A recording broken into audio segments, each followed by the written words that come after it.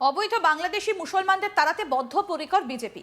পদ্ম শিবিরের বিভিন্ন নেতার মুখে বিভিন্ন সময়ে এই সংক্রান্ত কথা শোনা যায়। এবার অনুপ্রবেশকারীদের তাড়ানো নিয়ে বড় বার্তা দেশের স্বরাষ্ট্রমন্ত্রী অমিত শাহ। 2026 বিধানসভা নির্বাচন, তার আগেই এই বার্তা দিলেন তিনি। তবে এখানে অবশ্য পশ্চিমবঙ্গ বিধানসভা নির্বাচনের কথা বলা হচ্ছে না, এখানে 2026 হতে চলা অসম বিধানসভা নির্বাচনের কথা বলা হচ্ছে।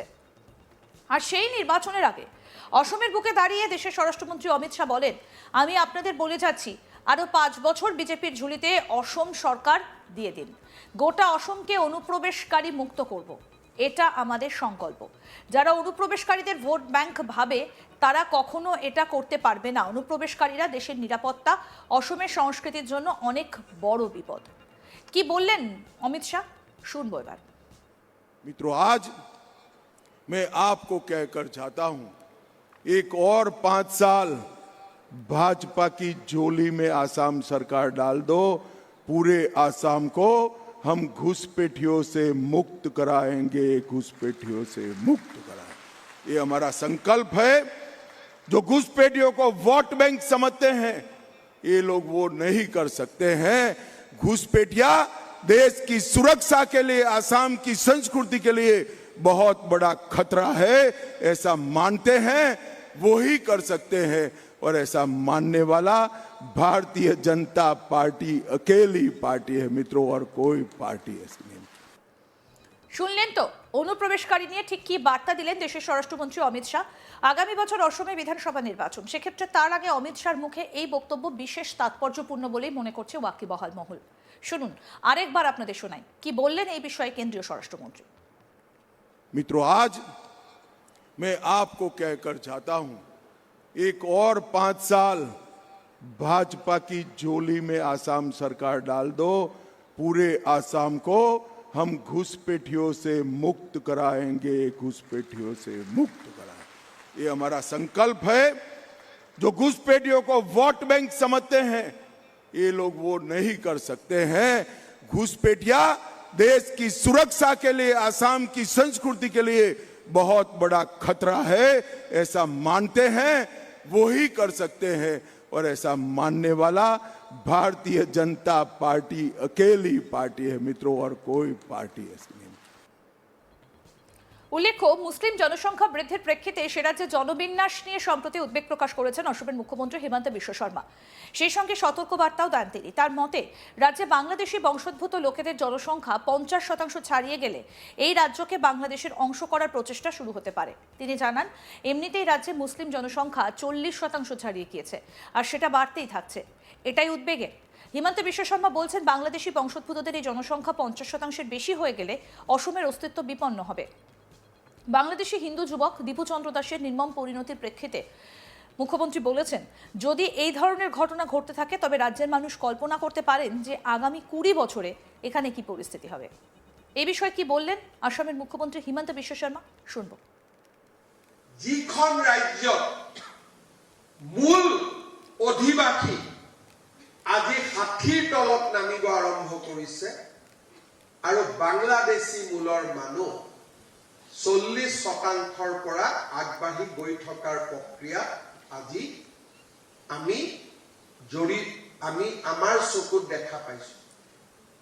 যেতিয়া মই ৰাজনীতি আৰম্ভ কৰিছিলো 14 অসম ছাত্ৰ সন্থাৰ মজিয়াত, সেই সময়ত 21%-ৰ পৰা আজি 40%-লৈ বাংলাদেশী মূলৰ লোকৰ বৃদ্ধি মোৰ জীৱনকালত মই দেখিছো।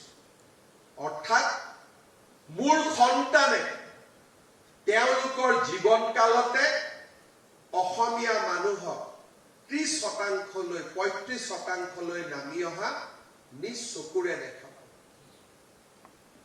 আজি এইসকল লোকৰ লয়েলিটি ক'ত? তেওঁলোকৰ খুৰাক এতিয়াও বাংলাদেশত আছে, তেওঁলোকৰ মামাক বাংলাদেশত আছে, ককাক বাংলাদেশত আছে। আজি ভাৰত আৰু বাংলাদেশৰ মাজত সংঘাত হোৱাৰ সময়ত মানুহে কয় নৰ্থ ইষ্ট আমি লৈ লম। নৰ্থ ইষ্টটো যুদ্ধ কৰি ল'ব নালাগে।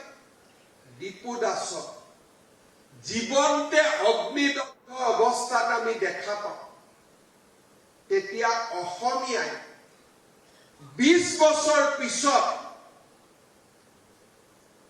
আমি কি পৰিস্থিতিৰ সন্মুখীন হ'ব লাগিব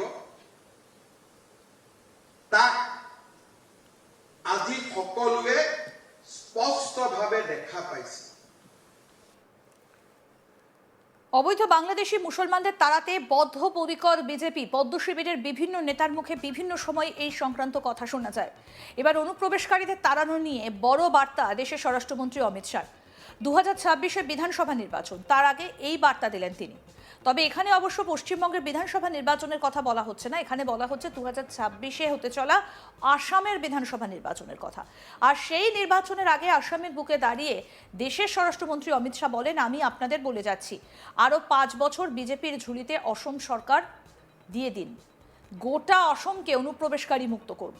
এটা আমাদের সংকল্প। যারা অনুপ্রবেশকারীদের ভোট ব্যাংক ভাবে তারা কখনো এটা করতে পারবে না। অনুপ্রবেশকারীরা দেশের নিরাপত্তা, আসামের সংস্কৃতির জন্য অনেক বড় বিপদ। কি বলেছেন অমিত শাহ, আসুন আরেকবার শোনাই। मित्रों, आज मैं आपको कहकर जाता हूं, एक और 5 साल भाजपा की झोली में आसाम सरकार डाल दो, पूरे आसाम को हम घुसपैठियों से मुक्त कराएंगे, घुसपैठियों से मुक्त कराएंगे। ये हमारा संकल्प है। जो घुसपैठियों को वोट बैंक समझते हैं, ये लोग वो नहीं कर सकते हैं। घुसपैठिया देश की सुरक्षा के लिए, आसाम की संस्कृति के लिए बहुत बड़ा खतरा है, ऐसा मानते हैं, वो ही कर सकते हैं। और ऐसा मानने वाला भारतीय जनता पार्टी अकेली पार्टी है मित्रों, और कोई पार्टी ऐसी नहीं। শুনলেন তো অনুপ্রবেশকারী নিয়ে ঠিক কি বার্তা দিলেন দেশের স্বরাষ্ট্রমন্ত্রী অমিত শাহ। আগামী বছর আসামে বিধানসভা নির্বাচন, সেক্ষেত্রে তার আগে অমিত শাহর মুখে এই বক্তব্য বিশেষ তাৎপর্যপূর্ণ বলেই মনে করছে ওয়াকিবহাল মহল। এবং আপনাদেরকে আরেকটা বিষয় একটু জানাবো এক্ষেত্রে, যে মুসলিম জনসংখ্যা বৃদ্ধির প্রেক্ষিতে আসামের জনবিন্যাস নিয়ে উদ্বেগ প্রকাশ করেছেন আসামের মুখ্যমন্ত্রী হিমন্ত বিশ্ব শর্মা। সেই সঙ্গে তিনি একটা সতর্কবার্তাও দিয়েছিলেন। তিনি বলেছেন যে রাজ্যে বাংলাদেশি বংশোদ্ভূত লোকেদের জনসংখ্যা 50% ছাড়িয়ে গেলে এই রাজ্যকে বাংলাদেশের অংশ করার প্রচেষ্টা শুরু হতে পারে। তিনি আরও জানান, এমনিতেই রাজ্যে মুসলিম জনসংখ্যা 40% ছাড়িয়ে গিয়েছে, আর সেটা বাড়তেই থাকছে, এটা উদ্বেগের। হিমন্ত বিশ্ব শর্মা আরও বলছেন, বাংলাদেশি বংশোদ্ভূতদের এই জনসংখ্যা 50%-এর বেশি হয়ে গেলে অসমের অস্তিত্ব বিপন্ন হবে। বাংলাদেশে হিন্দু যুবক দীপু চন্দ্র দাসের নির্মম পরিণতির প্রেক্ষিতে আসামের মুখ্যমন্ত্রী বলছেন, যদি এই ধরনের ঘটনা ঘটতে থাকে তবে রাজ্যের মানুষ কল্পনা করতে পারেন যে আগামী 20 বছরে এখানে কি পরিস্থিতি হতে পারে।